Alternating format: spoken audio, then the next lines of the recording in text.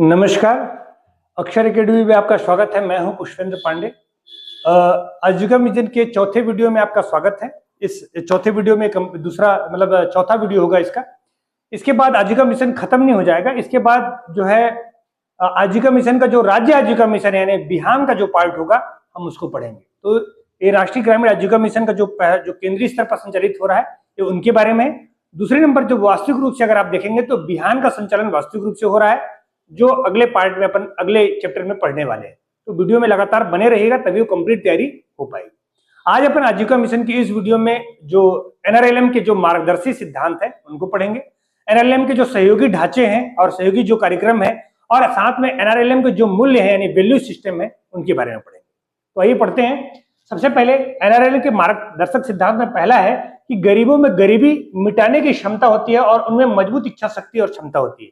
यानी एनआरएलएम के मूल जो मार्गदर्शी सिद्धांत वो मानता है कि गरीबों के अंदर एक खास गुण होता है। वो गुण ये होता है कि वो अपने गरीबी से बाहर निकलना चाहते हैं, यानी गरीबी से आजादी प्राप्त करना चाहते हैं, गरीबी से मुक्त होना चाहते हैं। तो गरीबी की मुक्त होने की जो इच्छा शक्ति है उसी का अपन क्या कर सकते हैं, इस्तेमाल कर सकते हैं, और उन्हीं इच्छा शक्ति का इस्तेमाल कर उन्हें गरीबी से बाहर निकाल सकते हैं। उसके लिए क्या करना होगा, इस क्षमता और इच्छा शक्ति को बढ़ाने के लिए सामाजिक एकजुटता और सशक्त संस्थाएं, क्या सामाजिक एकजुटता और सशक्त संस्थाएं चाहिए। सामाजिक एकजुटता का मतलब है कि अगर आप इनको गरीबी से मुक्त करना चाहते हो तो इनके अंदर समूह वाला गुण विकसित करना चाहिए, क्योंकि अकेला आदमी कोई कार्य नहीं कर सकता है, लेकिन जब समूह का निर्माण कर लेगा तो अधिक से अधिक उत्पादन का भी कार्य कर सकता है और बेहतर जो है उसका निष्पादन भी कर सकता है। तो ऐसी स्थिति में सामाजिक एकजुटता का होना बहुत जरूरी है और एक सशक्त संस्थाओं का होना बेहद जरूरी है। सशक्त संस्था मतलब ऐसी संस्थाएं जो उनके लिए कोई बेहतर कार्य कर सके और निर्णय भी ले सके। तो इसके लिए आवश्यक है एकजुटता और सशक्त संस्थाएं। फिर एकजुटता सशक्त सशक्तिकरण के लिए क्या चाहिए, बाह्य समर्थित संवेदनशील संरचना चाहिए जो आंतरिक रूप से मजबूत तो ये कर ही रहा है, कोई ऐसी संस्था इनके लिए भी होनी चाहिए जो बाहर से इनको क्या उपलब्ध कराए, इनको एक संरचना उपलब्ध कराए। तो बाह्य संस्था के रूप में जैसे संसाधन समूह है, एनजीओ है, निजी संगठन है, ये लोग इनको समर्थन उपलब्ध कराएंगे, तो वो भी एक संगठन होना चाहिए। तीसरा, इन संगठनों के माध्यम से जो बाह्य संगठन उनके माध्यम से जानकारी, जागरूकता, प्रचार प्रसार, कौशल विकास। जानकारी मतलब जो सूचनाओं के आदान प्रदान हो जाए, जागरूकता मतलब उनको अपने अधिकारों कर्तव्यों के प्रति जागरूकता पैदा हो जाए, प्रचार प्रसार इस योजना का क्रियान्वयन कैसे हो रहा है, कहाँ क्रियान्वयन हो रहा है, इनका प्रचार प्रसार हो जाए, कौशल विकास यानी स्किल डेवलपमेंट हो जाए, प्रशिक्षण प्राप्त हो जाए, जो एक आजीविका का कार्य करना चाहते हैं उनके संदर्भ में प्रशिक्षण प्राप्त हो जाए, ऋण सुविधा, अगर प्रशिक्षण प्राप्त हो गया है तो सबसे मेन समस्या पूंजी की होती है, पूंजी मिल जाए इनको ऋण सुविधा के रूप में बैंकिंग व्यवस्था से, बाजार तक पहुंच यानी ऋण सुविधा भी मिल गया, वस्तुओं का उत्पादन भी प्रारंभ हो गया है, लेकिन अगर विपणन यानी बिक्री नहीं हो पा रही है, बाजारों तक पहुंच नहीं उपलब्ध हो पा रही है, तो उन वस्तुओं का कोई मूल्य नहीं होगा, तो बाजार तक पहुंच हो जाए और आजीविका से जुड़ी सेवा उपलब्ध कराए, यानी उनको सेवाएं उपलब्ध कराते रहे, जिससे क्या पैदा हो जाए, रोजगार पैदा हो जाए, और जब रोजगार पैदा हो जाएगा तो स्वतः ही गरीबी दूर हो जाएगी, यानी गरीबों का भला हो जाएगा। तो इस एनआरएलएम के जो मार्गदर्शी सिद्धांत है उसके मेन सिद्धांतों को याद रखिएगा कि पहला, गरीबों के अंदर एक क्षमता होती है गरीबी से बाहर निकलना है, यही इच्छा शक्ति का इस्तेमाल करके हम सामाजिक एकजुटता और सशक्त संस्थाओं के माध्यम से क्या पैदा कर सकते हैं, उनके अंदर इस जो है बाहरी जो संगठन होंगे उनकी सहायता से जागरूकता वगैरह और जानकारी हासिल करके ऋण सुविधा प्राप्त कर, कौशल विकास कर हम आजीविका प्राप्त कर सकते हैं। ये इसका मूल चीज है। फिर कौन एनआरएलएम के मूल्य क्या है, कौन कौन से ऐसे वैल्यू सिस्टम है जो, तो सबसे पहले समाज के अत्यंत गरीब वर्गों को इससे जोड़ना है। तो समाज का जो सबसे अंत्योदय वर्ग होगा, यानी जो इस योजना का ही नाम रखा गया है दीनदयाल उपाध्याय अंत्योदय योजना, तो इस योजना में अत्यंत गरीब जो समाज का सबसे पिछड़ा वर्ग होगा, जो सबसे निर्बल वर्ग होगा, उस वर्ग को इसमें शामिल करना है। फिर पिछड़े वर्ग और महिलाओं को सशक्तिकरण, पिछड़ा वर्ग का कहने का मतलब यहाँ पर ओबीसी से नहीं, पिछड़ा वर्ग कहने का मतलब है जो निःशक्त व्यक्ति हो, विकलांग व्यक्ति हो और महिला हो, इनका सशक्तिकरण करना है।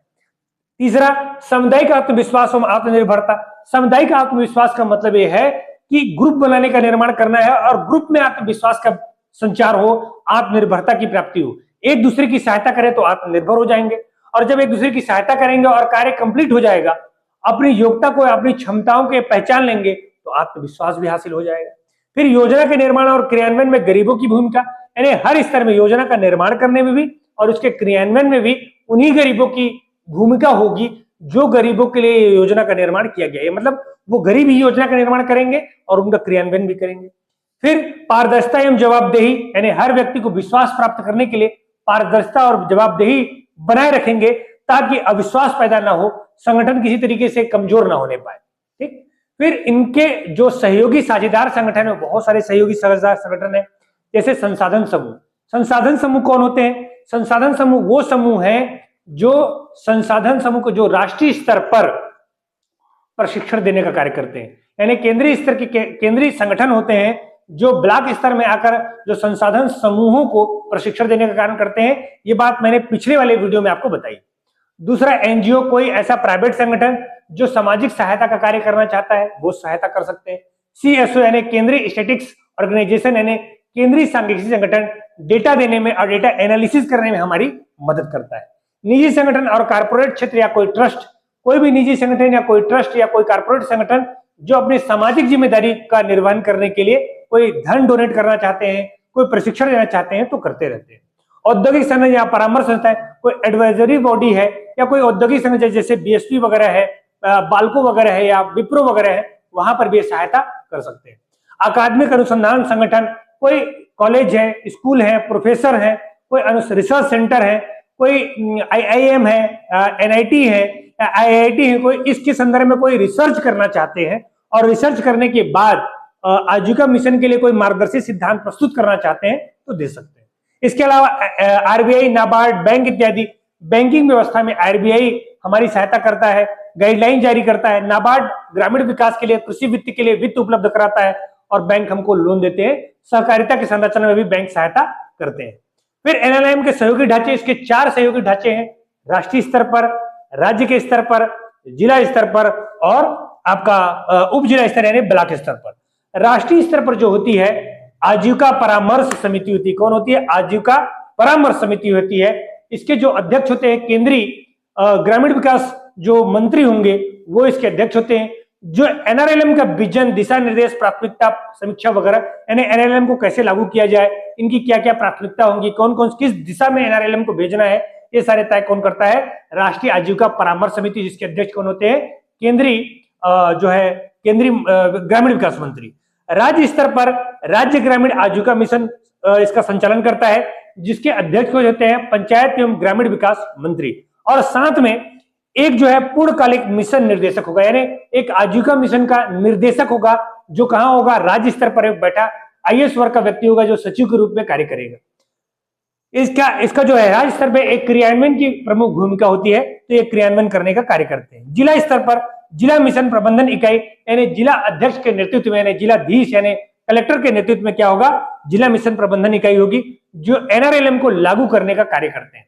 इसका वास्तविक क्रियान्वयन किस स्तर पर होता है? उप जिला स्तर पर होता है, यानी ब्लॉक स्तर पर होता है। उप जिला प्रबंधन संस्थान होता है यानी, और ये इसका वास्तविक क्रियान्वयन होता है। और उप जिला स्तर पर जो इसका क्रियान्वयन होगा और जिला स्तर पर जो क्रियान्वयन होगा, अगर इनको तकनीकी सहायता की आवश्यकता पड़ती है तो ऐसे में राष्ट्रीय आजीविका संवर्धन सोसाइटी, एक सोसाइटी होगी, वो इनको प्रशिक्षण देने का क्या करेंगे? कार्य करेंगे, इनको टेक्निक सहायता उपलब्ध कराएंगे। तो ध्यान रखिएगा, एनआरएलएम के 4 सहयोगी ढांचे हैं, राष्ट्रीय स्तर पर, राज्य स्तर पर, जिला स्तर पर और उप जिला स्तर पर। राष्ट्रीय स्तर पर आजीविका संवर्धन परामर्श समिति, राज्य स्तर पर राज्य ग्रामीण आजीविका मिशन, जिला स्तर पर जिला मिशन प्रबंधन इकाई और उप जिला स्तर उप जिला प्रबंध संस्थान। ये 4 संस्थान होंगे। तो ये कंप्लीट क्या हो गया? आजीविका मिशन हो गया। कौन कौन से? एनआरएलएम के मार्गदर्शी सिद्धांत, फिर मूल्य, फिर इनका जो सहयोगी ढांचा है वो, साझेदार संगठन है वो, और सहयोगी ढांचा है और एक सहयोगी ढांचे हैं वो। तो इन 4 चीजों को याद रखिएगा। नेक्स्ट वीडियो में अपन पढ़ेंगे राज्य ग्रामीण आजीविका मिशन यानी बिहान को पढ़ेंगे, उसको भी डिटेल पढ़ेंगे जैसे इसको हमने डिटेल में पढ़ा है।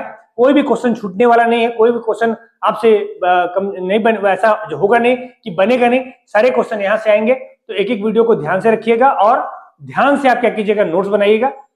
आज के लिए इतना ही, बहुत बहुत धन्यवाद।